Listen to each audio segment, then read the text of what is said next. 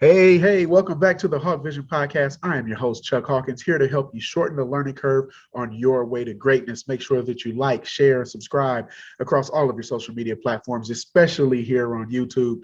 More importantly, share this podcast with other visionaries just like you. Before we get started, a lot of you have been sending in messages on how to support the show. So if you know anything about your boy, you'll see a link to one of my favorite things, my coffee, and you'll be able to buy me a coffee. That's right. Now you can support this show by buying a cup of coffee or two. And for those of you that do, if you are a subscriber, you'll get some special behind the scenes access and some footage as well. As always, I cannot thank you enough for all the DMs, comments, and messages. We absolutely cannot grow the show without you.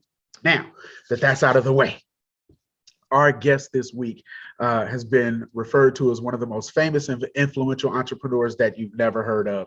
Now, please know when we talk about influential, impactful, and strategic, it doesn't get much better than this gentleman. He has successfully founded 12 companies. He's a Forbes contributor. This gentleman is an author, mentor, coach, secured over $300 million in sales, and has a mentorship and leadership platform that allows him to pour into others effortlessly. Someone that I have an amazing amount of respect for, Mr. Mike Zeller. Welcome to the show, sir. Chuck, great to be here, my friend. Always great to connect with amazing people, and you are one of those. Much appreciated. As you know, we've been trying to get this one on the books for quite some time, so I definitely want to be aware of your time, and thank you very much for joining the show to dive in. Of course, glad to be here. Absolutely. So let's start with the Cliff Note version. When did you know you were going to be an entrepreneur? Man, I was in college and I was waiting tables at a high-end restaurant, and I was like making great money for a college student. And I was like, you know what? I'm gonna have my own restaurant someday. That was my dream back then. And then I was like, by the time I'm 30, I'll have a BMW and have my own restaurant, or be leading a restaurant or GM or whatever. And then I'll eventually have my own restaurant. Obviously, I haven't had a restaurant yet, but maybe I'll start with a food truck or something at some point. But I knew I couldn't be told what to do. I had just had too many ideas, too many things to create. I had that internal urge that I was like, hey, I have to create something. Yeah. And I learned some, like I had a real estate mortgage job after college and grad school. Okay. But I only lasted about a year and a half, and that was it. That was no turning back after that. I love it. And so like many, we have this, we always hear about the lemonade stand, when they were 12 or something like that. But I think it's funny because it's what's the word I want to use? A lot of people use the I'm a struggling artist, so I'm a waiter, or I'm a struggling, and what I find interesting about that is people with 9 times out of 10, people with the best people skills are in that type of service industry. And then that's what helps to translate to being a successful entrepreneur. What are your thoughts on that? Yeah, service industry, man. You learn to put up with difficult people, which if you're an entrepreneur, you're going to have a few of those, either employees or yourself or customers. And so like it teaches you humility, hard work, service-oriented culture. At the end of the day, businesses that last serve people. Yeah, and they have absolutely. a service. They bring value to the world and they solve problems. So sometimes we forget that. Yeah, I tell a lot of people when they ask me that, just because you're an entrepreneur doesn't mean you're no longer in the people business. You've now dove head first and people skills is what's going to make you successful or not. We have some amazing mentorship in common. I was able to sit at the feet of Mr. Les Brown, cool. which is my guy to this day. I did a 90-day boot camp, a mastermind intensive, and then some other trainings with him as well. And you have been able to spend some time with the legend, Mr. Tony Robbins. Oh, yeah. Let me ask you, what led you to seek him out as a personal conduit for growth, and what that experience is like? In my mid-20s, a friend of mine gave me Get the Edge, and then another friend gave me Personal Power 2. Okay. And they just said, Mike, you should listen to this. This will be great. And, I was just hungry and eager to grow, and I really loved it. And then I was like, I got to go see Tony in person at some point. And so I went through in 2013. Well, I got master NLP certified in like 2010 or something. And Okay. then so I got the same core skill set of rewiring the subconscious and all that stuff that Tony has. And then I went to I went through a really bad breakup and I was heartbroken and my businesses were in the gutter and I was like, I got to remake myself. I need to go to Yes. Tony. And I went to Tony Robbins, UPW, and then Business Mastery. And man, it just resurrected my energy, my confidence, my faith in myself and humanity and women and all that. And helped save one of my businesses at the time, which was a socially minded car dealership. Oh, wow. Okay. And so I would not have survived. I mean, we were like coming off a horrible month and we were on the edge of not making it. And then I went to Business Mastery and boom, got locked in with the state of resourcefulness. So often us as creators, man, we are in a state of pessimism or state of, our wavelength. You think of COVID times and all this stuff.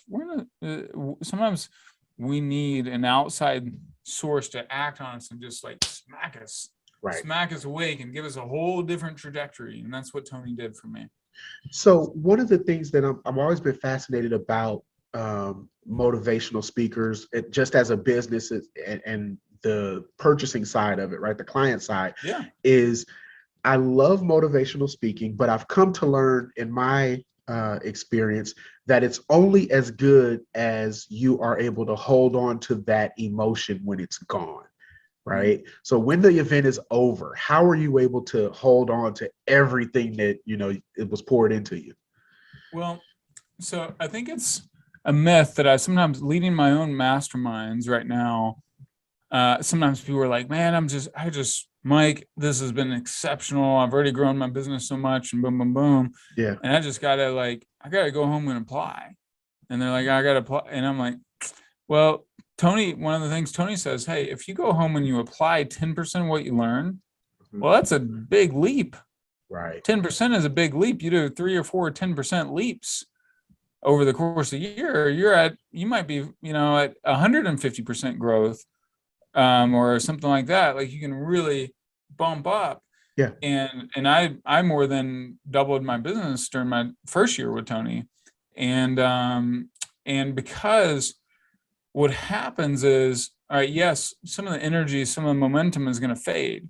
Yes. But now if I do it enough, what you start wiring in, this is why I did Tony's Platinum Partner Program, his $100,000 a year mastermind. I went to 8 Tony Robbins events the first year. I was with Tony for like 2 whole months. I calculated my days and I was like, I was away from my home, from my business, and then sitting in a conference room with Tony Robbins and hundreds of other people, if not thousands, for 2 whole months that year. Yeah. It has to work when you commit like that. Yeah. But even if I did it 2 or 3 times, guess what? My energy, it's like I go up and then yes, you're going to come down, but I'll come down to a higher point than I was before. And then if I go up again, yes, I'll come back down, but I'll come back to a higher point than I was before. And so you keep doing that. I'm just going to keep going up and up. Yes, my energy, my momentum will come down a little bit afterwards. But now I'm at a higher state. Like my identity, I haven't been in a Tony Robbins event in, I don't know, 5 years. My identity, my state, and I've survived some really rough bumps the last 4 or 5 years. My identity, my state is so much higher. It's never going back. It's like, hey, once you learn how to ride a bike, you don't go back if it gets anchored in. I love it. That's strong. You mentioned that you've had some really rough times in business. I'm imagining that all of your ventures haven't been the same type of business. So what have you learned when you cross different industries that you can keep as, the top 2 or 3 things that all businesses must have? Yeah, good question. So in every single business venture, if I'm in my right position, and then it's like extraordinary success is preceded by extraordinarily right positions, and you as the leader being in your zone of genius, in the areas that you kick ass versus the areas that you suck ass. All right. And so that's number one. Second, have an extraordinarily right product positioning where you hit the nail on the head with the market, solving a real problem that people care about or providing a real need in an attainable, sustainable, scalable, profitable, high margin venture. Yeah. If you do that, people who accomplish extraordinary things extraordinary success is preceded by extraordinarily right positions coupled with extraordinarily right timing and product extraordinarily right positioning by the brand or business. And so after I went through all those mistakes, like I lost over $1 million personally. Yes. After I went through those mistakes, now I'm like, I've been kind of studying the landscape because I'm like, oh, I want to, not that I'm afraid to start, but I'm going to start right. And I'm going to start as close to right as possible. You never fully start right, but I'm going to test, see, make sure I'm filling in my weaknesses with other people who have strengths in my weaknesses. I like that. It forces me to ask how you're in the right position when you're the person that's launching the business. Yeah. Right. And so to that point, most solopreneurs they're doing everything with the exception of like a Fiverr, an Upwork or something like that. Yeah. How do you know you're in the right position when you have this dream or this vision of, excellence in XYZ industry? So I think there's clues. The problem is most of our clues are scattered about and we're haphazard, sometimes mentally lazy. We're too busy, too frantic, too fight or flight. Sometimes we're fighting for survival for too long and we're in a survival pattern. And the hard work is the thinking work. Mm-hmm. George Bernard Shaw said, hey, most people don't think, and I make a living by thinking once a week. Wow. Right. So here's the 4 main quadrants of clues that I found. And that's why I've created my Genius Within process, because I've found, hey, I've got I've got starting business owners, I've got 6-figure business owners, I've got 7-figure, I've got 8-figure, and even 9-figure business owners. Heck, even one of my new friends, he's done $2 billion in sales. Wow. All right. And so guess what? Each scenario, same is true. Same is true. I've got one of my one-on-one clients. His business just did almost $7 million last year in his record year for his business. Sure. But he was burned out. And he's ready to burn his business down. He was playing out of position.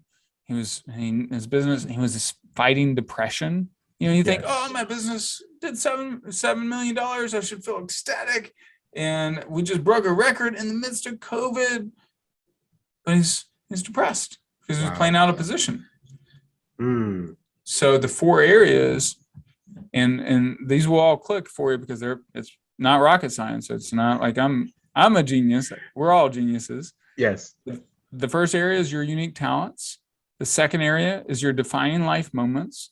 The third is your key relationships, those relationships that bring you life versus the relationships that bring you death. And then the fourth is your values and your passions. Like, what are you standing for? What are you standing against? What are you insatiably curious about? What lights you up? And if you can get clarity on all those and then assemble them together, it's like patterns start popping. Yeah. It's like popcorn, pop, pop, pop. You start seeing things. I love it.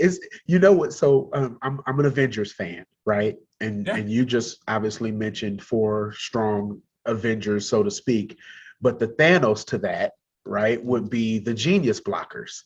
And so that's part of one of the things that you offer to talk about. Tell me what a genius blocker is, how we can identify that, and how we can get past it. Yeah. So genius blockers, we all have them. Sometimes we're conscious to them. Sometimes we're not.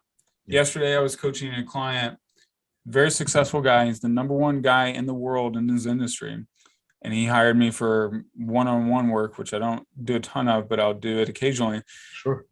And he's done over $50 million in his business, and some of his clients are billion-dollar companies that are publicly traded. So those are some of the companies that he works with. And we're working on this, and we realize, he's like, Mike, I don't have a business model. It's just kind of chaos. It's just boom, create. But he's, been in his business for like over 10 years, almost 15 years. Yeah. And he's just had the same frantic energy that comes from his background. And his background, he went to prison. And he's had this fight or flight element. Yeah, he's on defense all the time. Yeah. And so so there's some elements there that we have to reprogram his identity. Right. Because he's got one of the first genius blockers is you have an old identity that helped you get to where you are, but it won't help you get to where you need to go. It's like, what got me here won't get me there. Right. So this old identity. And I had like, when I went through my season of loss, man, I had this old sabotaging energy and story and trauma and PTSD, right? All these different things. Then the second thing is perfectionism. Perfectionism is a mask for, man, it slows us down. Done is better than perfect, that MVP concept, all those things. And then procrastination is perfectionism's evil twin sister. Yes, I know it well. Yeah, and they're both lassoing you and holding you back. And so one of the things I teach a lot is like, hey, how do you overcome those two? Well, the goal on you do 6 iterations of 80%. How do I get something to 80% complete as fast as possible? Okay. Then your mind relaxes and it's like, oh, I don't have to get this whole thing done. I just have to make headway, move it 80% forward. Oh, boom. So you do that 6 times. Like if I'm writing a book, my first iteration is to mind map it out. Like just take a mind map, takes me 45 minutes. Or if I'm working with a client, about 45 minutes or a couple hours at most. I've got the whole book mapped out. Then second iteration, that's obviously not a completed book. Second iteration, I talk it out. Take my iPhone, talk out map by map by map. Third iteration, I get it transcribed, or I get that talked out, transcribed, and then I edit, polish it up a little bit. Yeah. Fourth iteration, I go through and add a bunch of stuff, like add to the edits, but I've already got now at that point 50 pages. Nice. Yeah. Right. And then, or it could be a business idea, right? Same thing, etc. So then fourth iteration or fifth iteration, I hand it off to an editor or a better writer than me and have them improve it. Sure. And then I review it, add things, delete things, etc. 6, then eventually it's in proofreading. It's way, way faster than, I got to type out every single word and I got to do this and this and this. And I got to Roman numeral style outline the whole thing. Man, anyway, that's how I get things done fast. Yeah, I think those are the things that tend to stop us all, especially entrepreneurs that are, again, doing it by themselves, haven't really found the who, not how aspect of their business yet. And so we get caught up in the, okay, do I know everything about it before I launch? But you mentioned something that I want to circle back to. When a man looks at his accomplishments and he can say that I've lost $1 million, but on the back end, I've come back from that and produced over 300 million in sales in his lifetime. Most people would say, I've done it all, and they'd walk off into the sunset. What keeps you going at this point? One of my favorite tests is the wealth dynamics test. Have you done the wealth dynamics yet? I have not. Do tell. Oh, it's so good. It's the only personality test that shows you your natural pathway for building wealth. And it's part of my Genius Within process. I don't own the test. I wish I did because I have sent them so much money. I'll shoot you a link on it. Yes, but one of the cool things about that test is you'll get a 36 page report about, hey, Wow. Mike, you are amazing at this, and you suck over here, and here's who you need around you to succeed. And it's Right. spot on. Like, I just took another client through that today. She's a former traveling executive. Okay. And so we're going through that, and she's like, Mike, this is so spot on. It nailed her to the T. And then it gives us clarity on how to build the business. For example, for me, I suck at project management. I'm really great at the start, but I suck at the finish. Yes. A lot of Okay. entrepreneurs, a lot of visionary entrepreneurs. Yep. So why did I lose $1 million? I was having to project manage and finish a lot of things because I got overextended and didn't have the right people around me managing and finishing projects. Got it. So that was one of the main reasons. Now, as I mentioned earlier, I'm starting a new venture. And as I start this new venture, I have, other ventures happening, but I'm starting a new major venture. I'm not doing it without the right team around me, the right partners that are great at completing things, all those type of things, because I need that. This is like Strength Finders on steroids. Yeah. Strength Finders is great too. I use them all. Like, but yeah, you'll dig that. So I'm a creator on the Wealth Dynamics, and even if, like, I have so much more to create in the world, I got more than a dozen more businesses that I think I'll really create and do well with, and a bunch of books. Like, I have so many ideas, but I'm an idea generator. I love it. We share that because I know that if it wasn't for my wife, half of the things that we've been able to accomplish would have never happened, because I will dream something up, or I'll have this idea and I'll be like, babe, and I'm, running all over the house on all the levels. I'm pointing and flipping stuff over, and I'm like, we could do this. And she's like, all right, what do we need? And she's all my details, and she's like, have you done this? Do this, and get this paperwork, file that, and then, make sure you have your sales plan. And I know for myself that if I was left to do that, I would be absolutely horribly broke, because that is not my thing at all. Talk to me about the book, The Genius Within, and how that project was born. Yeah, I was like, last year, I actually wrote 2 books last year, really with the help of my wife. She rewrote 2 of them. All that process that I broke down earlier. Yes. She really wrote the first 2. Love it. But I was like, neither one of them felt right for releasing and focusing on. I was like, I need a book that really goes into one of my core processes that is really unique.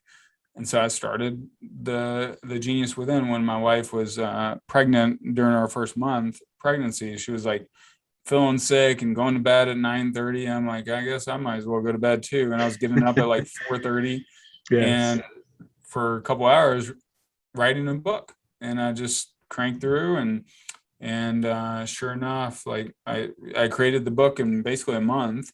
Wow. The first draft, using that process I broke down earlier, and then got it over to editing and proofreading and all these things to improve it. And now it finally comes out this month in 2 weeks. I will definitely be reserving a copy of that, because I have a library over here that I take great pride in. So once I saw The Genius Within, I was like, oh yeah, definitely need that. I'll share this without shame and without boasting too much. When someone goes through the full process, and like one of my clients, she's gone through the full process. She was the CEO of a federal agency. Oh, wow. Had 80,000 employees. The greatest accumulation, she's been in her career 34 years. The greatest accumulation of clues about who on earth she is and what on earth she's meant to do was when she went through that process. Wow. Is she still in that role?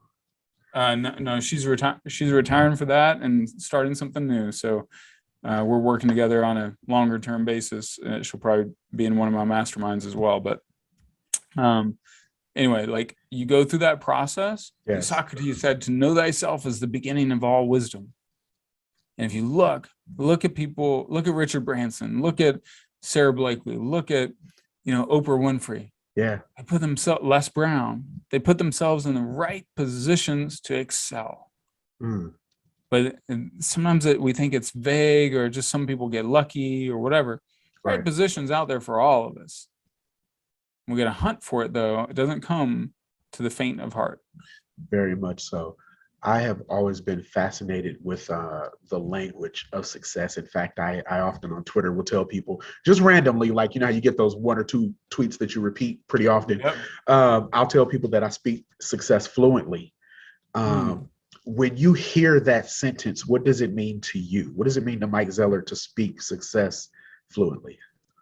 To speak success fluently, you're in deep alignment with who you are, the impact you're made to create in the world, and you're also in alignment to receive the rewards and compensation that you are worthy of. You know, I Apostle Paul love said, it. "A worker is worthy his wages."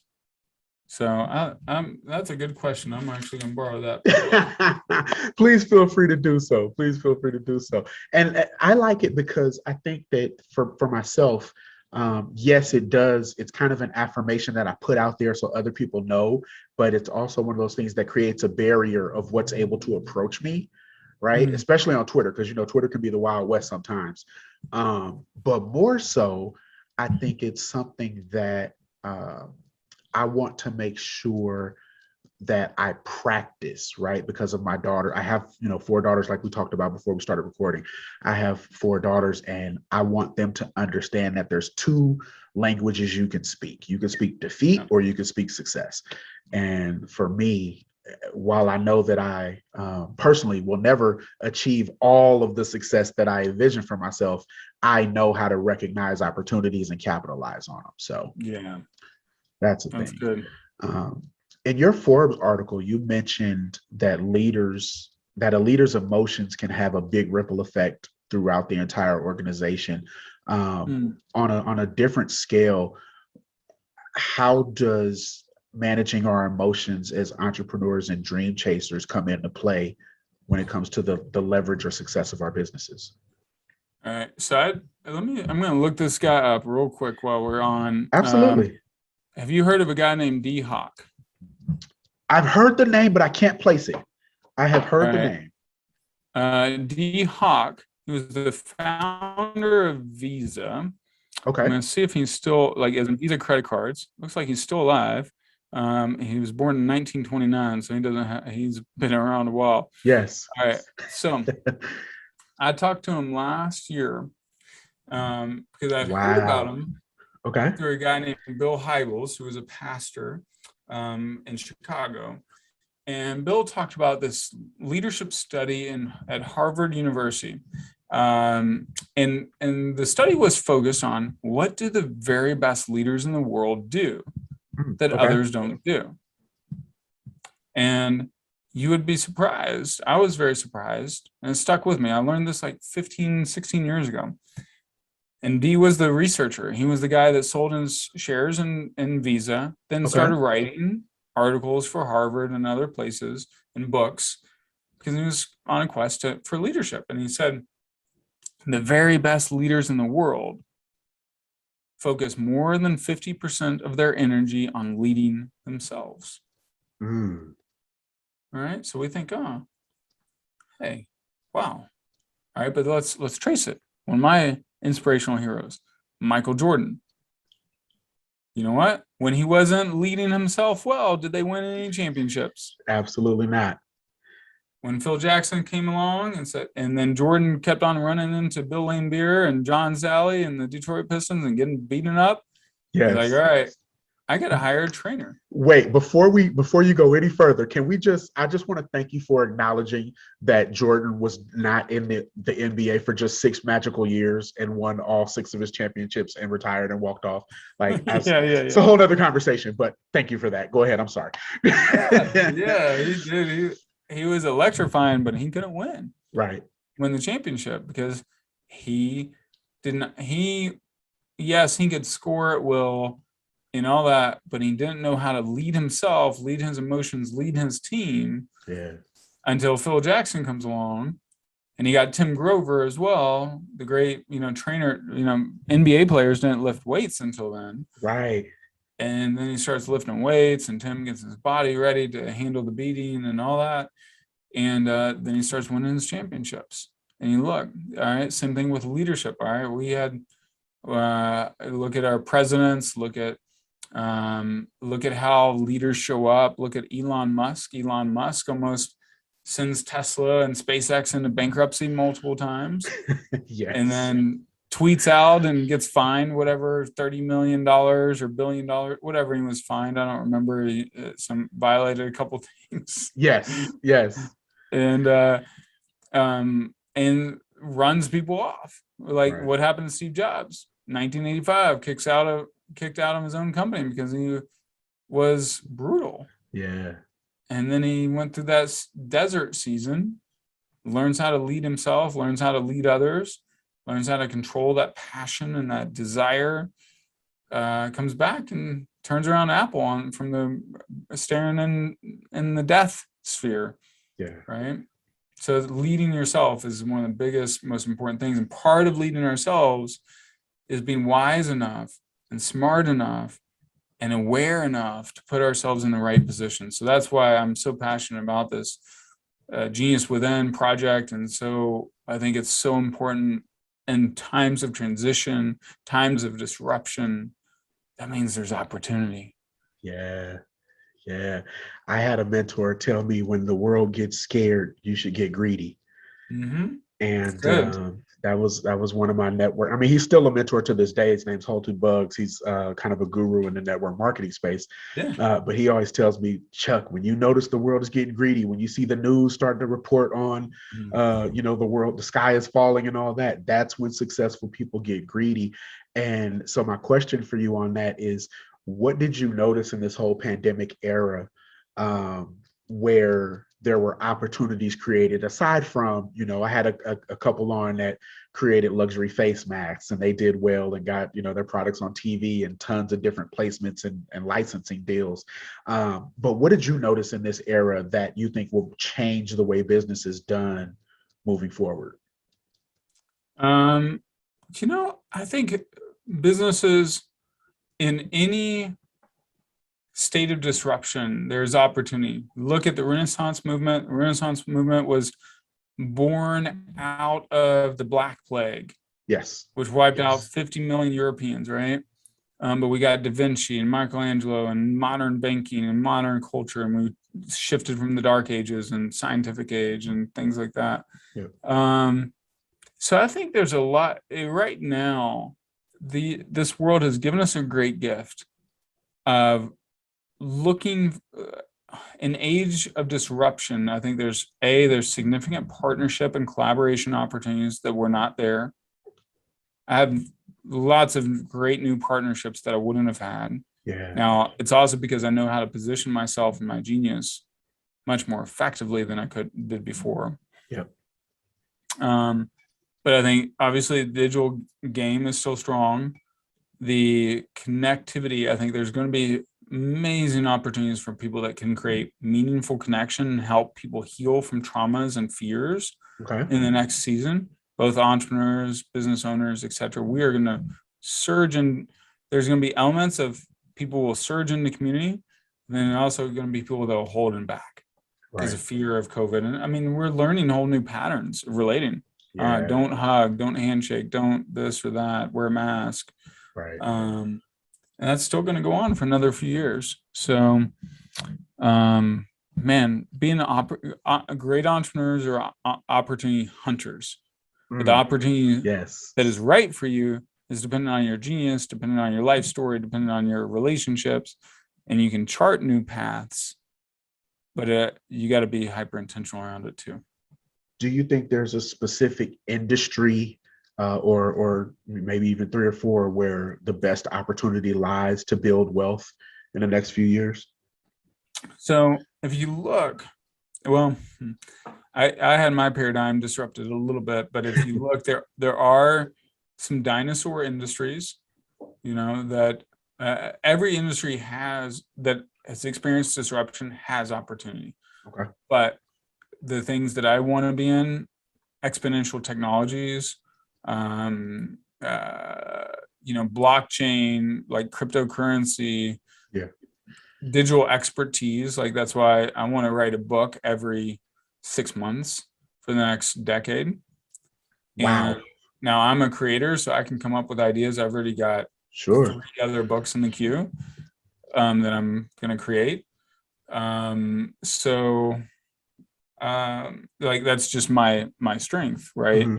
As long as I don't have to run businesses, I'm great. But I have to find people that are badasses at running businesses. So Right. Yeah. Wow. Is it hard to, as an entrepreneur, as someone that's experienced the success that you've had, is it hard to trust when you find the right people? Because I'm imagining it's not the same 12 people that you leverage for each business, right? So No, you can't. energy wise, how do you know when you found the right person? Is it hard to trust that? Not really for me. It's pretty easy, and it's because of my process. Okay. I think I have one of the more complete processes for filtering out people. Like I have my team members take personality tests during the interview process. I have a whole pre-application process of like, before they don't just send in a resume, they send in answers to 5 or 6 questions. Nice. I write my job descriptions like a direct response copy. I mean, if I share some of my job descriptions, they're like, I have guys that wrote me at 2 a.m. said, Mike, for my executive assistant job, I cannot believe the world of possibilities that this job enlightens in me. And I'm just see all these things. And I'm like, I cannot go back to sleep. And I'm so excited. Wow. And I'm like, and he wrote me 2 pages. In the middle of the night. In the middle of the night. He saw it on Craigslist of all places. And I love it. But so I'm really good at filtering. I mean, I don't bat 100%, but I bat about 70% of finding great people. Yeah. So I know if I don't trust people, I'm trapped by the middle class mindset. And let me break that down for a second. What's the middle class mindset do? Hey, if you want a job done right, do it yourself. Do it yourself. Yeah. Billionaire mindset. You want a job done right? Hire somebody to do it and tell them how to do it. Hire the best freaking person to do it. Yeah. That has a whole chance to catapult your career or your business in a different way. Interesting. I don't think I've had it put that way. But that leads me to my next question, right? I've had 100 entrepreneurs on the show, and I've asked each of them why they do it. No one has ever said they do it for the money. But if we're being honest, most people start their businesses because there's a need for some income or a want for some income. Why do you think people wait until they've made it to use the messaging, don't do it for the money?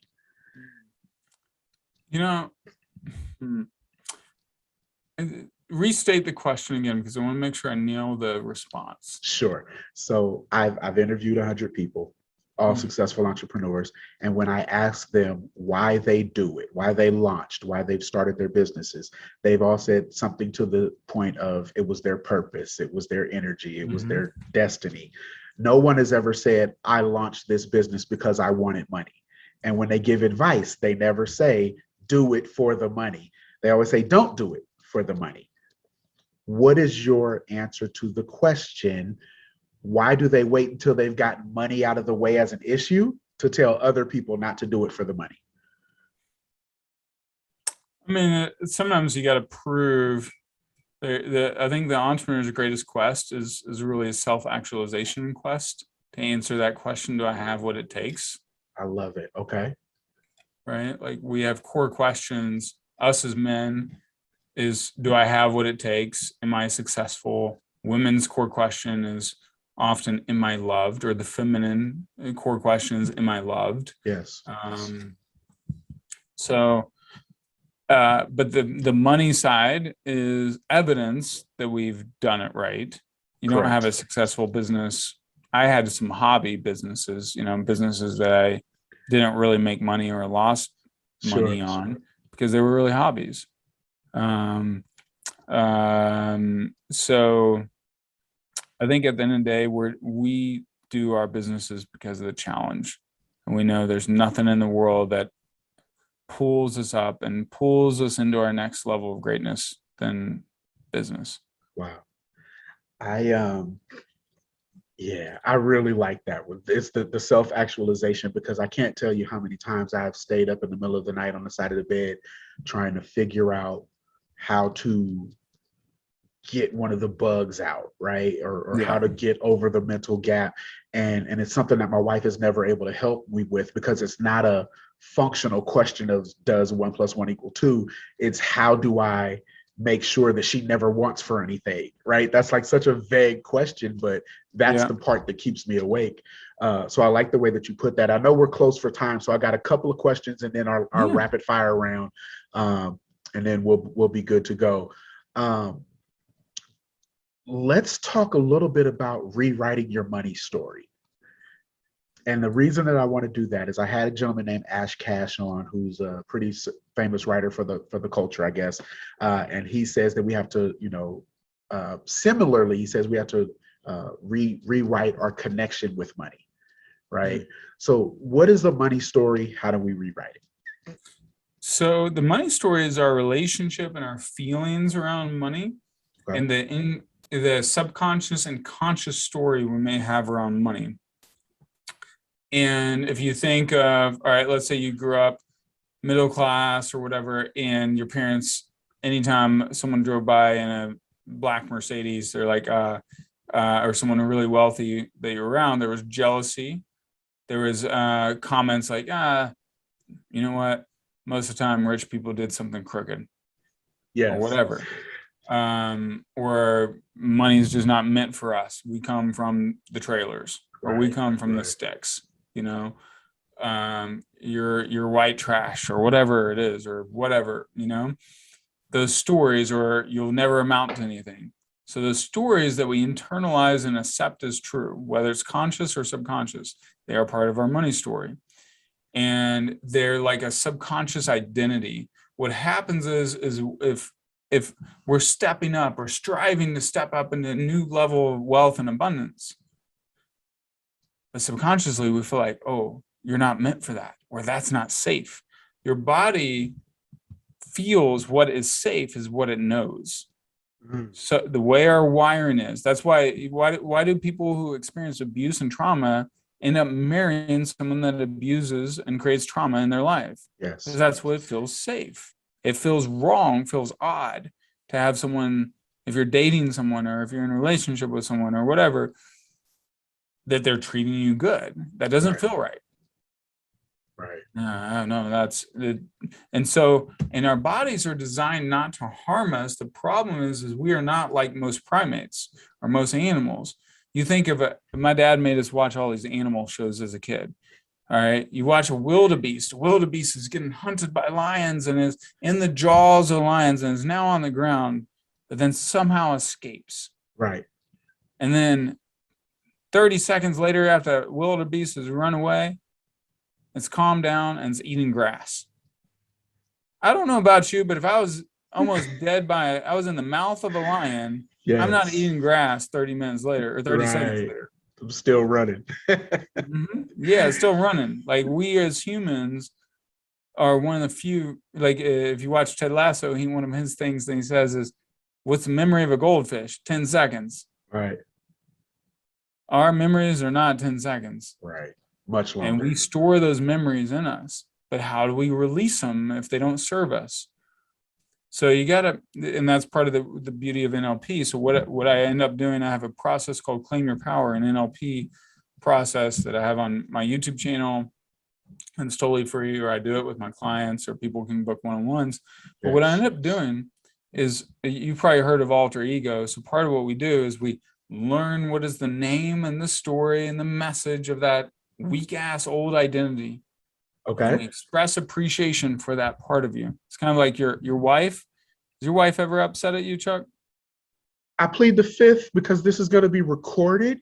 But I'm going to say it has absolutely happened. Yes. Yeah. When my wife's been upset at me, so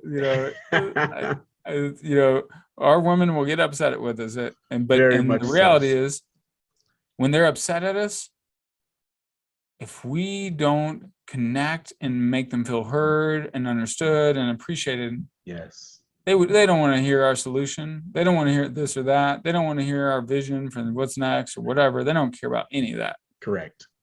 So it's the same thing with our old sabotaging identity. So if you learn to appreciate and acknowledge, because it has a good intent, your sabotaging identity is trying to protect you from harming yourself because it thinks stepping up into the next level of abundance is unsafe. Wow. So now if it feels heard, understood, and appreciated, and then you say, hey, weak ass Willie is one of my old sabotaging identities. Okay. Weak ass Willie, safe to let go. Magic Mike is here. It's all right. We're good. You're still on the bus. You haven't been forgotten. But Magic Mike is driving the bus now. You've been driving long enough. It's time. Magic Mike, take the keys. Let's go. I love it. Do you remember the first thing that you did for yourself or your wife when you realized you made it? What was the first thing that you did to celebrate success? You know, I mean, I've had so many successes, and then I've had some failures after the successes, and then some more successes and more failures. I do set little incentives though. Like I bought a really cool, sometimes I bought a pair of Air Jordans that I really wanted after. I set like a little reward. Hey, if I close this deal, do this. I bought a beautiful designer Italian jacket, or it might be something small. Like I bought the fancy $7 or $8 chocolate bar that normally I would buy the $3 one, whatever. Yeah. Little reward. I love setting little rewards. Yeah. That are emotionally exciting. Yeah. I'm totally with you. I'm big on making sure that I take some time for wins.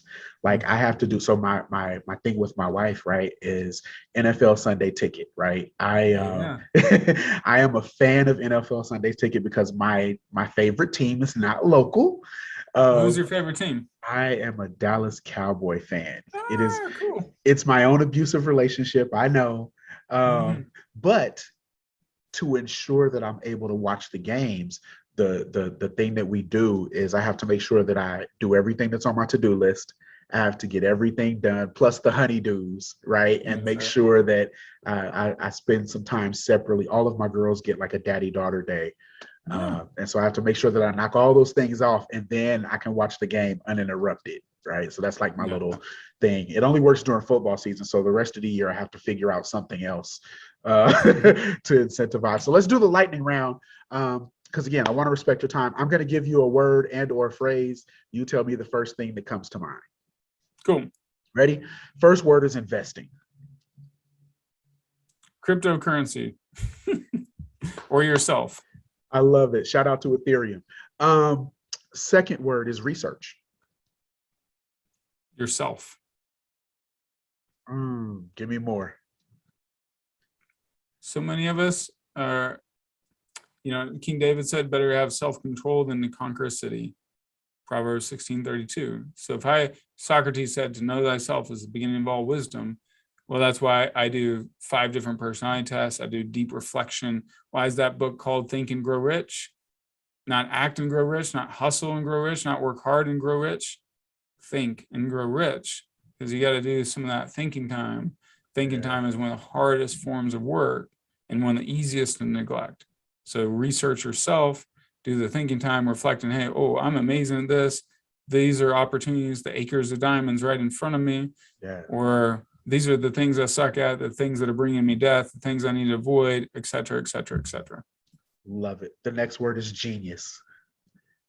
Everyone has it. Collaboration.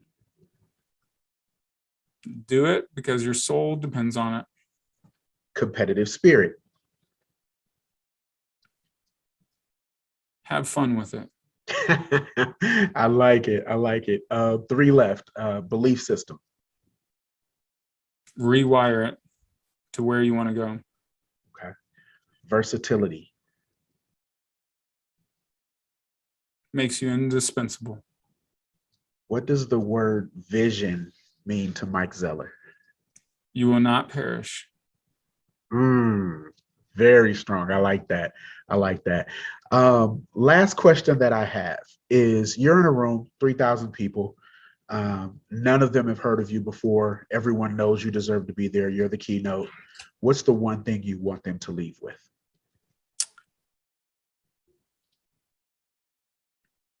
That you have genius within you. Own it, claim it, step into it. Absolutely awesome. Let everybody know where they can find the guru, the great one, Mr. Mike Zeller, online. Good question. The Mike Zeller on Instagram, the Mike Zeller on LinkedIn and Facebook, and then mikezeller.com. And then also my book is geniuswithinbook.com, or you can text 474 or text Genius U with the letter U, Genius U to 474747, and you'll get a free 6 steps to finding your genius guide. Absolutely awesome. To all of you, my visionaries, you've been rocking with the great one, Mike Zeller, talking about business, mentorship, and revenue and running a business. I hope this interview has been informative. I hope that it's added a smile to your day. More importantly, we hope this helped that you shorten the learning curve on your journey to success. Make sure you take a look at the show notes for all of the links to the things that Mike Zeller is talking about, as well as the book. Like, share, subscribe across all of your platforms. Send in your messages and your guest suggestions. Can't continue to grow the show without you. If we can make it work, you know we will. I appreciate the time that you've given us today. And you know how it goes. There's absolutely no miracle that will happen without someone doing something. We'll see you either at the top or from the top. Mike Zeller, thank you so much for joining the show. So great, my friend. Chuck, honor. So glad we connected. Thank you.